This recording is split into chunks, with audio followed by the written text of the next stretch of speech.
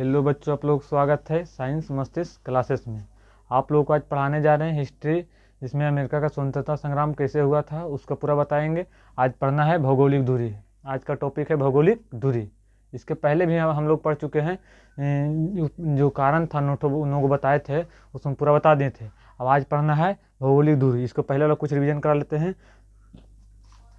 क्या क्या चीज़ लिखा है तो उससे थोड़ा सा रिविजन करा लेते हैं 1 मिनट में। अमेरिका स्वतंत्रता संग्राम का परिणाम जो बता रहे थे, 10 गो जो परिणाम था वही आज हम लोग रिवीजन करेंगे। उसके बाद में हम इला पढ़ेंगे। तो जाकर वहाँ बैठो। रिवीजन अमेरिका स्वतंत्रता संग्राम का कितना परिणाम था? 10 गो। 10 गो लिखाए थे कल। पहला हम क्या चीज बोल रहा था अमेरिका स्वतंत्रता संग्राम में? पहला में अमेरिका स्वतंत्रता संग्राम को विश्व इतिहास में एक विभाजन रेखा था, जो रूपरेखा कहा जाता है। जो अमेरिका स्वतंत्रता था, ब्रिटेन का एक कीमती उपनिवेश हाथों से छीन लिया था। कौन छूट गया था? अमेरिका से। और उसके बाद में कौन सी किया था वहाँ पे? अमेरिका अंटार्कटिक महासागर के पास संयुक्त राज्य अमेरिका के रूप में एक शक्तिशाली राष्ट्र का उदय हुआ था, जिसने पूरे विश्व को प्रभावित किया था। अमेरिका स्वतंत्रता संग्राम जो हुआ था पूरे विश्व को प्रभावित किया था। और मतलब 10 को बताए थे, उसको रिवीजन करने में कम से कम आधा घंटा टाइम लग जाएगा। तो आ जाते हैं कौन सी? भौगोलिक दूरी। भौगोलिक दूरी क्या चीज़ है? भौगोलिक दूरी समझना है। आज पढ़ना है भौगोलिक दूरी। आज का टॉपिक है कौन? भौगोलिक दूरी। भौगोलिक दूरी की कहता है? एक तो कौन देश था? इंग्लैंड। इंग्लैंड और अमेरिका। इंग्लैंड और अमेरिका के भौगोलिक दूरी की काफ़ी दूरी था। क्या जी था? जो इंग्लैंड देश है, इंग्लैंड और अमेरिका का भौगोलिक दूरी क्या जी था? भौगोलिक दूरी काफ़ी अधिक थी। कितना थी? काफ़ी अधिक थी। पूछेगा कि इंग्लैंड और अमेरिका का भौगोलिक दूरी क्या जी थी? काफ़ी अधिक थी। यह दोनों क्षेत्र, कौन दोनों क्षेत्र? अटलांटिक महासागर के 2 अलग अलग छोर पर स्थित थे। कौन स्थित थे?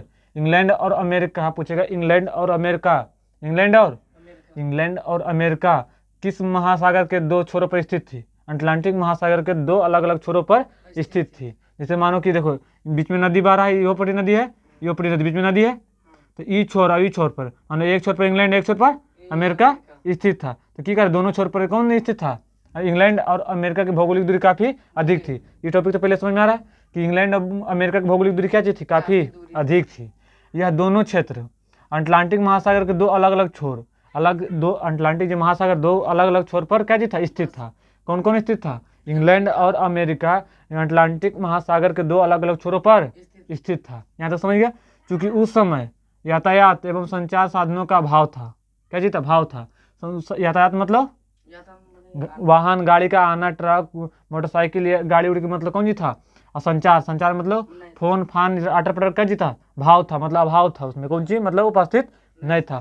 उस जैसे मोटर गाड़ी, मोबाइल, टेलीविजन, ये सब मतलब उसमें उस समय कोई चीज़ व्यवस्था नहीं था। अगर किसी से मिलना है तो सामने जाकर मिलना पड़ेगा तो होगा, नहीं तो कौन चीज़ माध्यम से जाता? चिट्ठी के माध्यम जाता था। मतलब फोन माध्यम सब नहीं था। अभी जो एंड्रॉयड मोबाइल चल गया, एंड्रॉयड LCD चल गया, इससे पहले था नहीं। अभी जो CNG गाड़ी चल गई, सबसे पहले था नहीं। मोटर गाड़ी था नहीं, पहले कौन जी था? ये सब कुछ व्यवस्था नहीं था। ये सब क्या जी था? अभाव था। क्या जी था? कहाँ? इंग्लैंड और अमेरिका के पहले के जो था वो पहले ये सब कुछ नहीं था, पहले अभाव था। संचार साधनों का अभाव था। अंतः रूप में ब्रिटिश सरकार, कौन सरकार? ब्रिटिश सरकार अपने उपनिवेशों पर प्रभावशाली नियंत्रण बनाए रखने के में असमर्थ थी। उस समय अंतः ब्रिटिश सरकार अपने उपनिवेशों पर, पूछेगा ब्रिटिश सरकार मतलब समझ रहे? ब्रिटिश मतलब ब्रिटिश, अंग्रेज सरकार अपने उपनिवेशों पर प्रभावशाली नियंत्रण बनाने में कौन था? असमर्थ। जो उपनिवेशों पर प्रभावशाली था वो उस पर समर्थ हो पाए थे? नहीं। ब्रिटिश सरकार जो था उपनिवेशों पर प्रभावशाली नियंत्रण बनाए रखने में क्या था? असमर्थ था, जिसका फायदा स्वतंत्रता संग्राम के दौरान उपनिवेशवासियों को मिला। जैसे जब ये असमर्थ हो गए अपना उपनिवेशों पर प्रभावशाली नियंत्रण रखने में, कौन जो हो गए? असमर्थ। तो जब कोई आदमी जब असमर्थ हो जाता है उसको कोई फायदा उठा लेता है कि नहीं? तो उसका असमर्थ हो गया तो कौन जी उसका फायदा कौन जी मुतरा? अमेरिका स्वतंत्रता संग्राम के दौरान में उपनिवेशवासियों की कौन सी फायदा मिल गया? दौरान स्वतंत्रता फायदा अमेरिका स्वतंत्रता संग्राम के दौरान उपनिवेशवासियों को मिला था। तो जब ब्रिटिश सरकार असमर्थ हो गए तो किसको मिला था फायदा? पूछेगा किसको? ब्रिटिश सरकार जो उपनिवेशों के प्रभावशाली नियंत्रण असमर्थ हो गए तो किसको फायदा मिला था? उपनिवेशवासियों को। अमेरिका स्वतंत्र संग्राम के दौरान उपनिवेशवासियों को कौन सी मिला था? फायदा। कौन सी फायदा मिला था? ब्रिटिश सरकार जो उपनिवेशों पर प्रभावशाली नियंत्रण रखने में कुंज हुआ था? असमर्थ थी। तो जिसका फायदा किसको मिला था? उपनिवेशवासियों को मिला था। तो भौगोलिक दूरी पूछेगा लॉन्ग जब क्वेश्चन आएगा तो पूछेगा भौगोलिक दूरी क्या है, तो भौगोलिक दूरी इंग्लैंड और अमेरिका के बीच भौगोलिक दूरी क्या जी थी, अधिक थी। पहला टॉपिक मतलब इसी समझ याद रखना है कहानी बना के कि इंग्लैंड और अमेरिका के बीच भौगोलिक दूरी अधिक थी, पहला टॉपिक अधिक थी। या दोनों क्षेत्र अंटार्कटिक महासागर के दोनों छोरों पर स्थित था, कौन, इंग्लैंड और अमेरिका। भारत, इंग्लैंड और अमेरिका अटलांटिक महासागर के दोनों छोरों पर स्थित थी। उस समय यातायात संचार साधनों का कोई व्यवस्था था, अभाव था। याद हो रहा कि नहीं कौन सी था, पहला देख कैसे याद रखना है। इंग्लैंड और अमेरिका की भौगोलिक दूरी अधिक थी उस समय, कौन सी, उस समय इंग्लैंड और अमेरिका अटलांटिक महासागर के दोनों छोरों पर स्थित थी, दोनों छोरों पर स्थित थी। और उस समय कौन सी था, उस समय संचार यातायात का अभाव था। तो उस समय अभाव था, तो ब्रिटिश सरकार अपने उपनिवेशवासियों पर प्रभावशाली नियंत्रण बनाने में क्या किया ना, असमर्थ हो गए, जिसका फायदा अमेरिका स्वतंत्रता संग्राम के में उपनिवेशवासियों को फायदा मिला। याद हुआ कि नहीं, पहले उतना नहीं, एक बार नहीं याद करने कुछ करना, एक टॉपिक, 2 टॉपिक, 3 टॉपिक, 4 टॉपिक याद हो गया। याद हुआ कि नहीं, पूछेगा कोई पूछ देगा भौगोलिक दूरी कौन सी है, तो भौगोलिक दूरी पूछेगा अमेरिका और इंग्लैंड के भौगोलिक दूरी काफी दूरी थी, पहला बात। अंटार्कटिका के दोनों छोर पर हाँ, इंग्लैंड और अमेरिका अटलांटिक महासागर के दोनों छोरों पर स्थित था। उस समय यातायात और संचार साथी का अभाव था। संचार मतलब फोन उनके लिए अभाव था, क्योंकि उस समय ब्रिटिश सरकार ने उपनिवेशवासियों को प्रभावशाली पर असमर्थ हो गए थे, जिसका फायदा अमेरिका स्वतंत्रता संग्राम को उपनिवेशवासियों को मिला। यहाँ तक याद हो गया। अगर एक बार घर में इसको देख लेगा तो फिर से याद हो जाएगा, कोई दिक्कत ना तक ले भौगोलिक दूरी। अब आना है धार्मिक एवं सामाजिक व्यवस्था में मतभेद।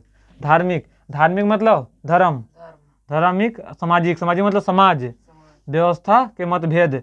धार्मिक एवं सामाजिक व्यवस्था में मतभेद, तो कोई भी गांव घर में कोई चीज़, जैसे अगर कोई गांव में हिंदू मुस्लिम है, तो अगर हिंदू के पर्व होगा तो मुस्लिम में उसमें चंदा देगा नहीं, अगर मुस्लिम के होगा तो उसमें देगा नहीं, तो चलते नहीं कतई रेट फैल जाता है। तो कभी कुछ जैसे नवादा वादा में जैसे कुछ जाएगा तो वहाँ पे मतलब जैसे हिंदू भाई होंगे, रेडीमेड कपड़ा ला है, जैसे कोई भी है तो बल हम लोग का पर्व है जो मतलब दीजिए चंदा, तो नहीं देता है, तो चलते थोड़ा छोटा मतभेद तो कौन सी होता है, व्यवस्था में मतभेद होने के कारण होता है। तो देखो क्या कहता है धार्मिक में, अमेरिका उपनिवेश एवं ब्रिटेन के बीच धार्मिक एवं सामाजिक स्तर पर भी मतभेद थे।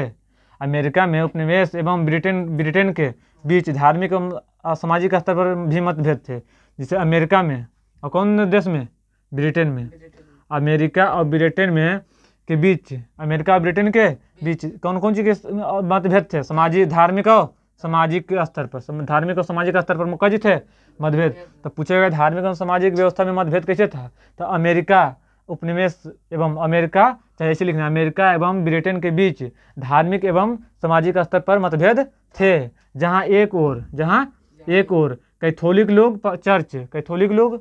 चर्च के आधिपत्य में विश्वास थे। तो यहाँ तक आता है, देखो तो उसमें ये लाइन तक आ रहा है कि नहीं, यहाँ तक आ रहा है, यहाँ तक अच्छा, यहाँ तक पढ़ना। देखो, जहाँ एक और कैथोलिक लोग चर्च के आधिपत्य थे में विश्वास करते थे और पुराने विचारों पर चलते थे। यहाँ तो थोड़ा नीचे कर लेते, रुक जाओ एक सेकेंड।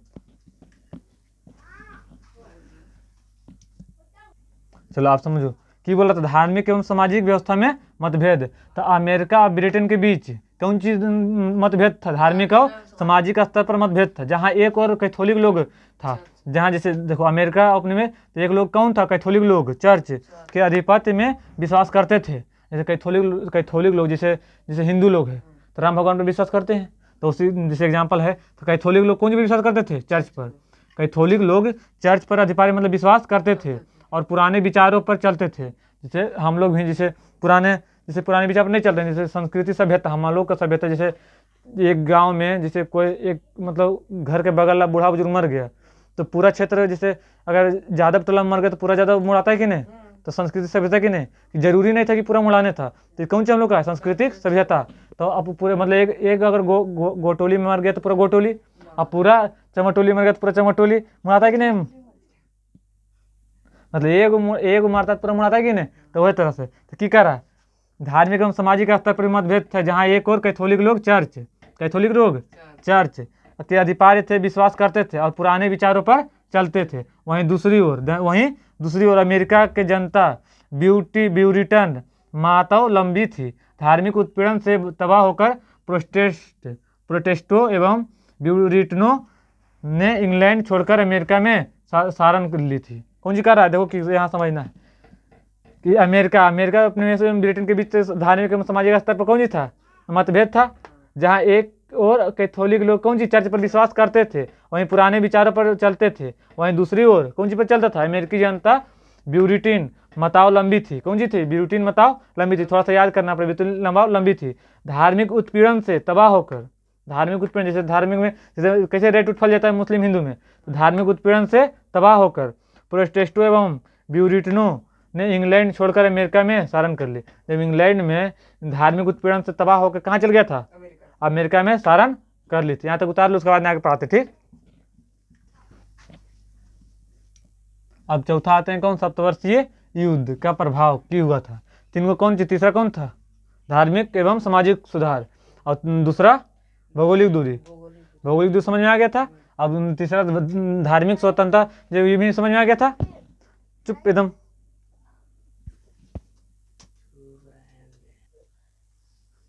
चला के समझो। पहला चौथा कौन है, सप्तवर्षीय युद्ध का प्रभाव। सप्तवर्षीय मतलब 7 वर्ष पर जो युद्ध होता है। तो देखो क्यों हुआ था सप्तवर्षीय युद्ध, का कहाँ के बीच हुआ था, सप्तवर्षीय कहाँ के बीच हुआ था, इंग्लैंड और फ्रांस के बीच। पूछे सप्तवर्षीय किन किन देशों के बीच हुआ था, इंग्लैंड और फ्रांस। इंग्लैंड और फ्रांस के बीच सप्तवर्षीय युद्ध के हुआ था। कब हुआ था, 1756 से 1763।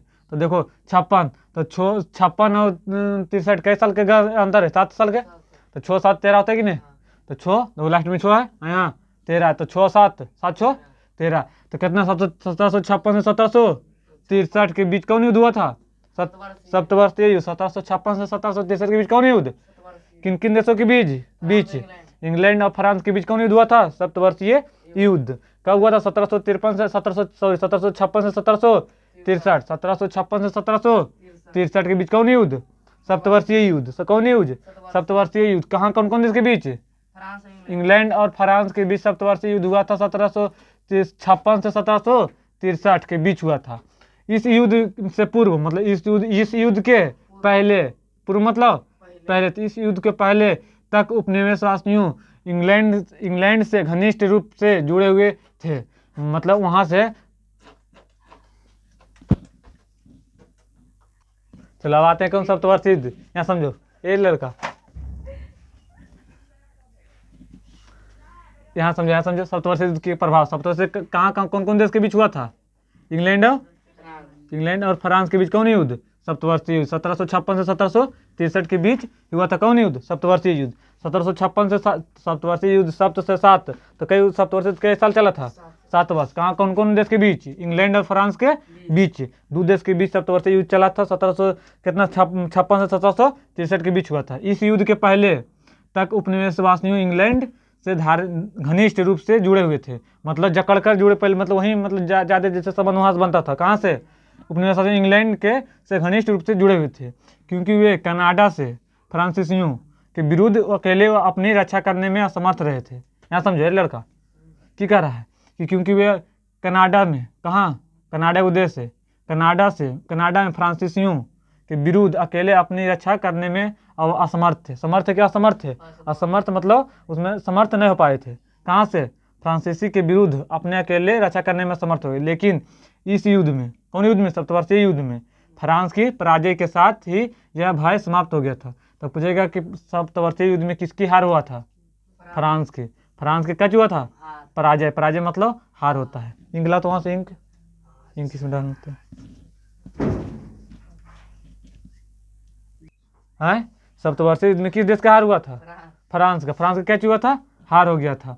किसके, सप्तवर्षीय युद्ध कब से कब तक चला था, 1756 से 1763 तक। किन किन देशों के बीच चला था, फ्रांस और इंग्लैंड के बीच कौन युद्ध चला था, सप्तवर्षीय युद्ध। 1756 से 1763 में। इसके पहले तक उपनिवेशी इंग्लैंड के विरुद्ध घनिष्ठ रूप से जुड़े हुए थे, क्योंकि वे कनाडा में फ्रांसीसियों के विरुद्ध अकेले अपने रक्षा में असमर्थ हो गए, मतलब अपनी रक्षा स्वयं नहीं कर पाया था। लेकिन इस युद्ध में फ्रांस की कौन हुआ था, फ्रांस की पराजय हो गया था। फ्रांस की पराजय के साथ ही यह भय समाप्त हो गया था। कौन, सप्तवर्षीय युद्ध। और की कहा था, फ्रांस की पराजय ने अमेरिका वासियों की स्वतंत्रता की इच्छा को भड़काया किसने कहा था? पोलार्ड ने कहा था फ्रांस की पराजय में। फ्रांस में जो हार गया था, तो अमेरिका के जो लोग थे वहाँ के को स्वतंत्रता की इच्छा को भड़काया किसने कहा? ये बात किसने कहा था? बिलार्ड ने कहा था कि फ्रांस की पराजय में अमेरिका वासियों की स्वतंत्रता की इच्छा को भड़काया था। बिलार्ड ने कहा था। ये पूछेगा ऑब्जेक्टिव में। अब पांचवा है प्रगति विरोधी आर्थिक नीति। याद आया यहाँ तक वीडियो की नहीं? हाँ, तो प्रगति विरोधी आर्थिक नीति, तो सबसे गंभीर मतभेद आर्थिक कारणों से उत्पन्न हुए थे। जैसे कोई भी घर हो, चाहे देश हो, चाहे राज्य हो, कोई भी वहाँ आर्थिक स्थिति जब खराब होता है तो कौन मतभेद होता है कि नहीं? गरीब जब जैसे 10,000 रुपये कमाने वाला है और 10 आदमी खाने वाला है, तो 1 रुपये नहीं बचेगा, दवाई सुइया ले, तो मतलब वहाँ पे दिक्कत होगा कि नहीं? रोज लड़ाई कि हमको 1 रुपये नहीं है, वो हमको 1 रुपये नहीं है। तो सबसे गंभीर मतभेद आर्थिक कारणों से उत्पन्न हुए थे। कौन चीज़ सबसे गंभीर मतभेद कौन चीज़ कारण होता है? आर्थिक मतलब पैसा के कारण से उत्पन्न हुए थे। उपनिवेशवाद का बुनियादी सिद्धांत यह था कि उपनिवेशों के आर्थिक शोषण और उनके संसाधनों के दोहन का अधिकार मृत देश को है। क्या कह रहा है कि सबसे गंभीर आर्थिक स्थिति आर्थिक कारणों के कारण उत्पन्न हुए थे। कौन चीज सबसे गंभीर मतभेद? और उपनिवेशवाद का बुनियादी सिद्धांत यह था कि उपनिवेशों के आर्थिक शोषण और उनके संसाधनों के दोहन का अधिकार मृत देश को है। याद करना पड़ेगा। अतः उपनिवेशों में विकसित हो रहा मध्यम वर्ग के इंग्लैंड के कुलीन वर्गीय शासन का अंत हो गया था। पूछेगा कि प्रगति विरोधी आर्थिक नीति में इंग्लैंड के कुलीन वर्गीय शासन का कौन हो गया था? अंत। तो पूछेगा कुलीन वर्गीय शासन का अंत किस व्यवस्था में, किस नीति में हुआ था? तो प्रगति विरोधी आर्थिक नीति में। कौन सा अंत हुआ था? कुलीन वर्गीय शासन का। कुलीन वर्गीय शासन का अंत किस में हुआ था? प्रगति विरोधी आर्थिक नीति में। उपनिवेशवाद का बुनियादी सिद्धांत यह कहता है कि उपनिवेशों के आर्थिक शोषण, आर्थिक मतलब पैसा का शोषण और उनके संसाधन मतलब जैसे वहाँ जैसे संसाधन था, तो मानव में एक तरफ से कौन चीज है? संसाधन। तो संसाधनों के दोहन का अधिकार मृत देश को है। मतलब दोहन भी मतलब संसाधन था उसका भी कौन हो रहा था? दोहन का अधिकार मृत देश को है। अतः उपनिवेशों में विकसित हो रहा मध्यम वर्ग इंग्लैंड के कुलीन वर्गीय शासन का अंत चाहता था। कौन जी चाहता था? अंत चाहता था। यहाँ तक हो गया, यहाँ तक वहाँ होता है, कोई दिक्कत? सोच ले फिर से, यहाँ तक उतार ले, पहले वहाँ तक उतार लो पूरा।